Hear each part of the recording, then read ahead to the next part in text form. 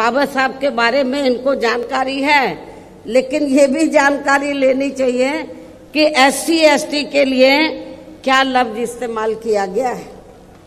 क्योंकि मुझे याद है सन 1977 में जब मैं वकालत की पढ़ाई कर रही थी, LLB फर्स्ट ईयर की स्टूडेंट थी, दिल्ली यूनिवर्सिटी से पढ़ रही थी।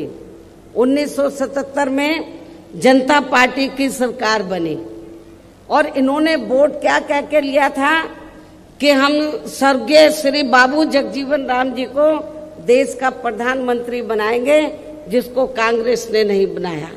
कांग्रेस ने भी नहीं बनाया जिनको, और जनता पार्टी ने भी नहीं बनाया 77 में। तो दलित वर्ग के लोग, अनुसूचित जाति जनजाति वर्ग के लोग पूरे देश में बहुत नाराज थे, खफा थे।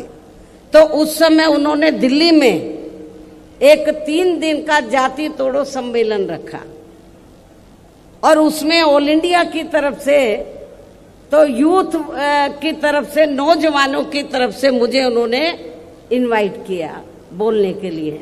और जब मैं उस सम्मेलन में बोलने के लिए गई तो वहां पर जितने भी जनता पार्टी के नेता थे तो वो बार बार हरिजन हरिजन इस्तेमाल कर रहे थे। तो मैंने उनको कहा कि एक तरफ तो आप जाति तोड़ने की बात कर रहे हैं और दूसरी तरफ आप हरिजन कह रहे हैं। यदि हम इसको पॉजिटिव सेंस में लें तो हम तो हरि का मतलब ईश्वर, हम तो ईश्वर की औलाद होगी, तो बाकी लोग क्या शैतान की औलाद है?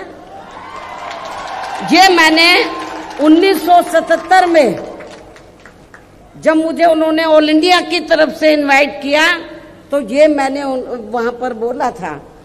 तो उधर ही जो जनता पार्टी के जो नेतागण लोग थे उन्होंने माफी मांगी और कहा कि, मैंने बोला कि आपको सरकार संविधान से चलती है और संविधान के हिसाब से आप लोगों को जो वीकर सेक्शन के लोग हैं तो उनको अनुसूचित जाति जनजाति और अन्य पिछड़ा वर्ग बोलना चाहिए, तो ये ज्यादा बेहतर होगा। उनको रियलाइज करना पड़ा और ये कहना पड़ा कि बहन जी जो बोल रही है वो सही बोल रही है।